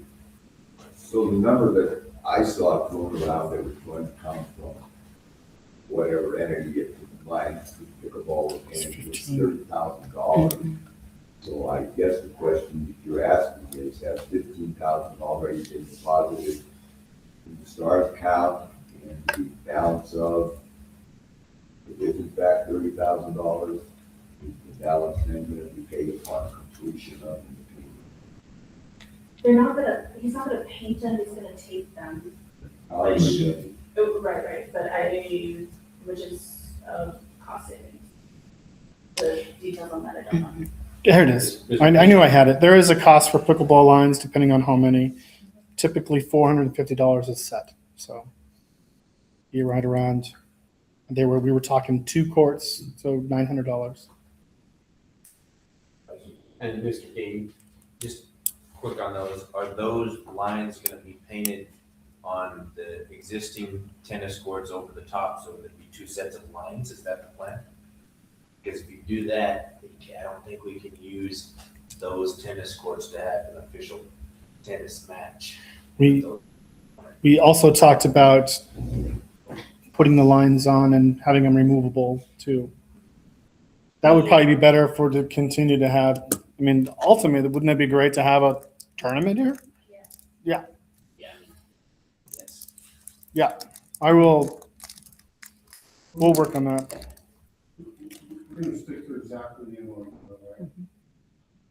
If somebody comes up at the end and they want to do something different, they can come back to the board and we approve it. This should be, they've got a very slim margin for error. And I think it's a good thing to just stick with what we have. If they've got something else, they got up with more money, great, we can come out. We never have trouble spending it, so. That's the main reason that I thought about this, is that has been part of the discussion. Some of the information that we've gotten has included that, while it's not included in this MOU, it has been a discussion. So that's why. And I think you're both right. I think Fran, I'm so glad you brought it up because it was on my mind, I forgot. And Tony, I think you're exactly right. So Fran's right, it is the top level. I think Tony's right, we do what we're about to do, and it's something if somebody comes in 2 weeks from now and says, hey, we gotta do this other part, we say, time out, no, we're sticking to the plan. When we're done, when it's paid for, when it's all good, and then you wanna come with the plan that that doesn't get in the way of MHSA, that doesn't get in the way of all these other things. So whatever side agreement STARS has made on its own is not part of the MOU that we're about to vote on. That's where I think it's important that there be a written contract and that we as a district have the opportunity to get that. Right, and so it doesn't end up, even if it's a low cost of $450 per takedown, that we don't, let's not go down that road till we got it all. Well, and I think we need to make sure that we're noting what Zeke was saying. Yeah. Is that, because I hadn't really thought about that aspect of it, that if we put those pickleball lines on there, are we gonna be, within guidelines of MHSA? Sacrificing that court's use. Exactly, will we not be able to use that court when we're having an MHSA tournament? We did let past Coach Everett, and he gave approval for doing it. So we should revisit the conversation when we get to that point, just to ensure it, but, I remember that he said that was wonderful for him. Well, I think Zeke brings up a good point, we might need to check with MHSA directly to make sure that we would still be able to hold that. And I do think the proposal from the gentleman in Corvallis that's in front of us is strictly for tennis. Yeah. And the MOU, the MOU strictly talks about tennis, so I think anything separate that STARS has done is not bad, it's just needs to be treated as separate until we've accomplished goal one, which is tennis courts. It wouldn't be just tournaments, we would be having, we have done this in the past before our courts. Yeah. We always had matches here with other schools, and so those were all MHSA sanctioned. So whatever issue was in play here, not only would go to tournaments, but we also deal with matches we would play with other schools. When there used to be Bill used to have several matches here. So it's reasonable to expect that the contract would mirror this MOU, right? That's what it was all built for. Okay. We will visit it with the team as we go here. Obviously, it'll come back to the board for any type of a vote as well. Is anybody here from STARS tonight?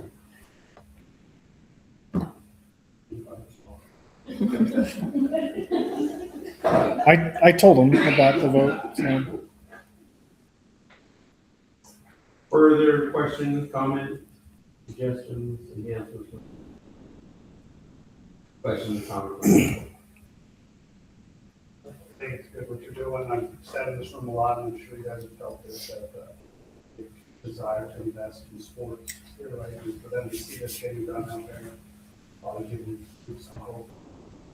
Dedicated just for a little while, so I think it's good. Thank you. Yeah, and I don't want it to be lost anywhere. The appreciation of the fundraising effort. Yes. It's not 10 years old yet, it's coming up on 10 years, so really it's an admirable amount of money been collected by an entire volunteer corps for a stated goal and a purpose, and now to be within the finish line of making that possible is pretty cool. You got a Justin thermometer out there. Yeah, that yes, or have a thermometer just for, You need to move that thing. yeah, just for tennis. That's a good point. What this does is it carries out a condition that's existed in this actually baseball fields that are out there were all built by community.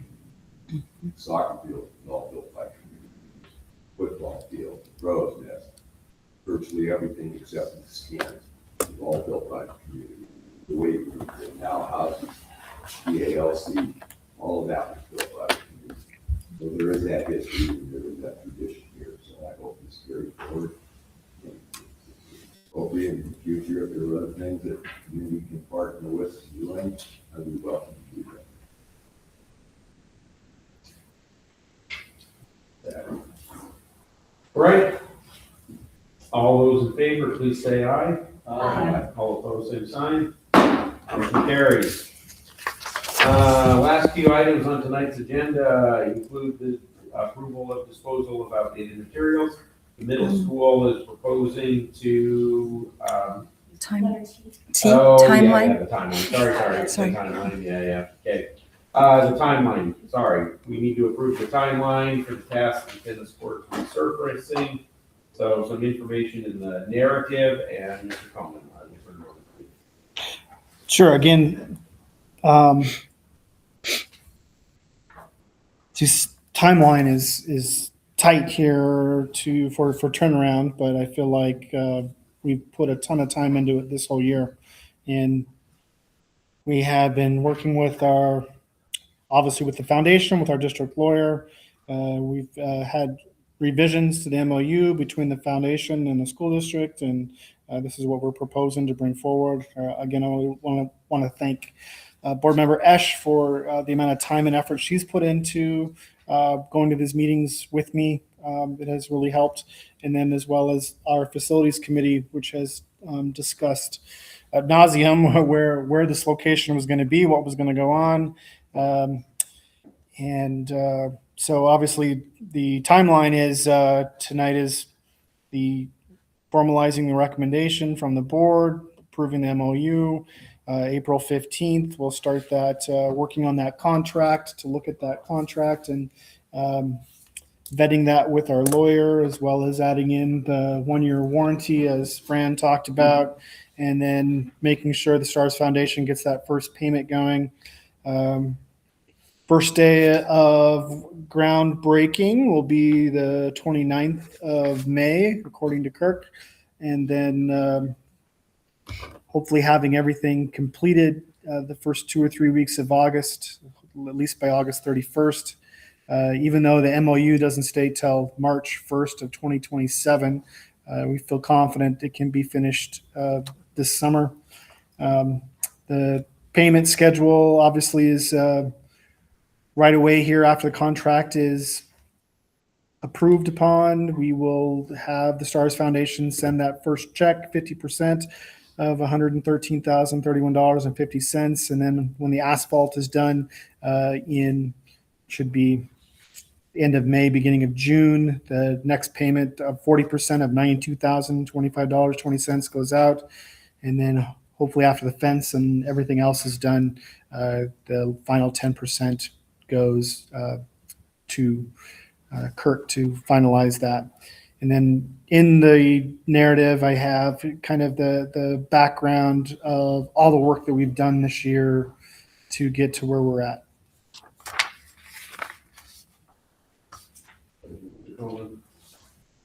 Are there questions for the superintendent before we take action on this?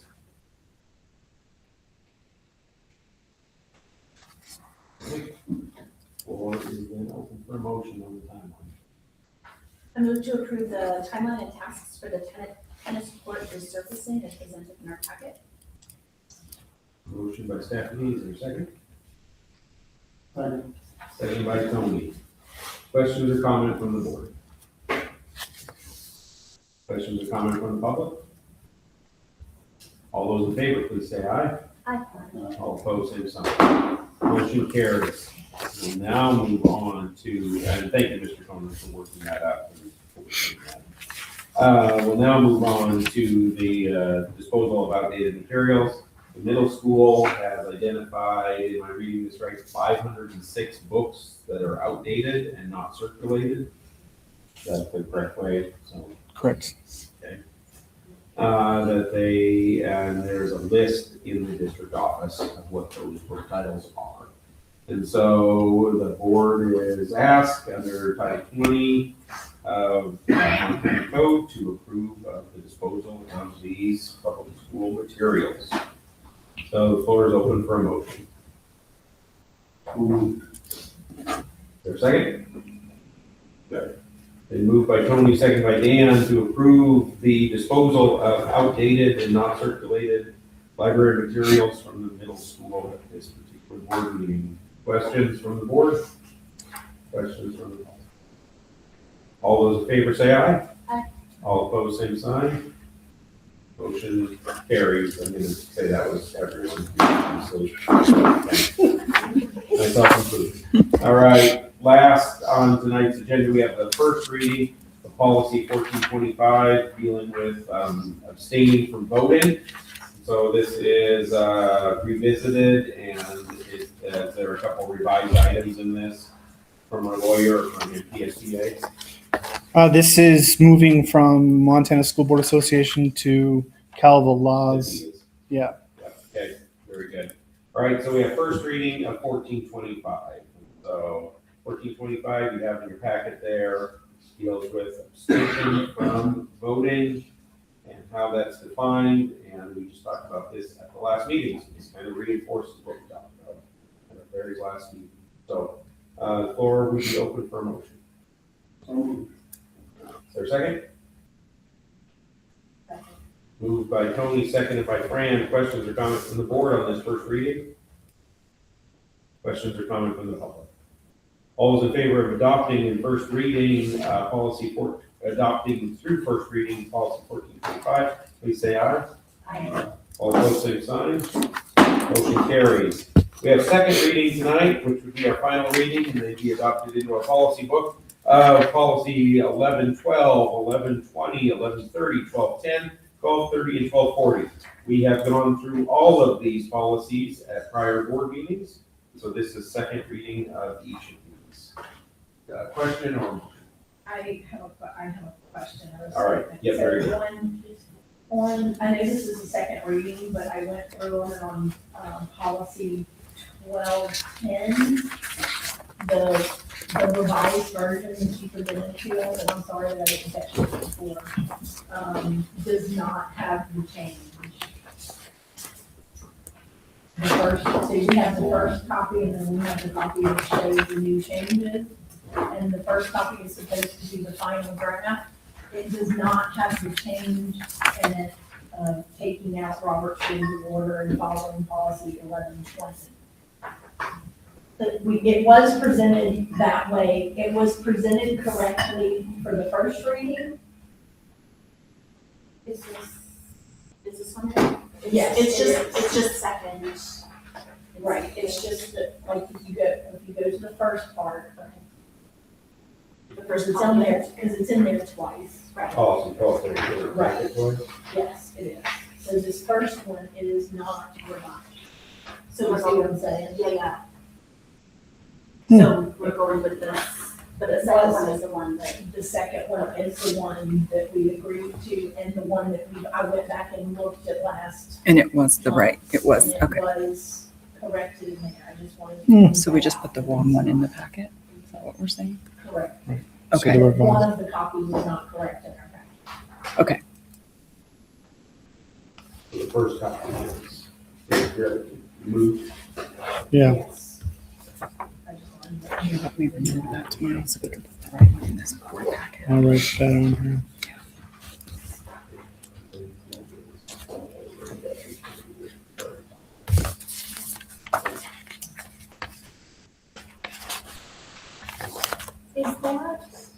But that's kind of how we bundle them usually, right? You hit what we've had and then you put what we're moving towards. Now I put the clean copy up front and the revised copy behind. So it's, the revised copy is the one that needs to be cleaned up. Well, in the second copy, there's nothing wrong, right? The second copy is exactly the way it was presented. Okay. And I think we're, So we should be okay. I just wanted yeah, we just, to make sure. Thanks, that Fran. we publish Yeah. that, Okay. we don't want That we know to. that we exactly. Correct. Okay, Okay. then I think we're okay. I'm on it. That's a good clarification. It is correct in last board's packet, so we just pull it from that. Okay, thank you. I will make sure that happens. Okay, the floor is open for a motion. I will make a motion that we approve the second reading for policies 1112, 1120, 1130, 1210, 1230, and 1240 as presented. Second. Been moved by Fran, second by Stephanie, that we approve for second reading the policies that have been aforementioned and approve to our district policy book. Questions or comments from the board? Questions or comments from the public? All those in favor say aye. Aye. All opposed, same sign. Motion carries. All right, any announcements or anything to go to the order? This time, any board members?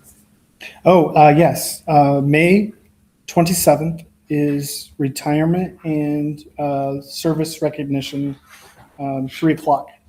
We'll probably do it in the NPR. Yes. Yeah, we will party it up.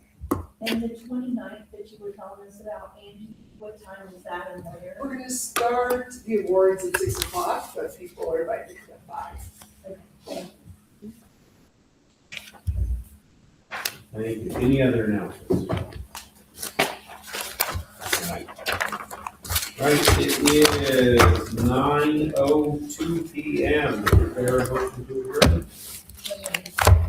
2 hours. That's amazing. Moved by Fran, seconded by Tony.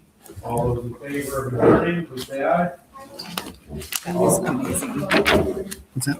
That's amazing. All opposed, same side. Motion carried. Stand adjourned.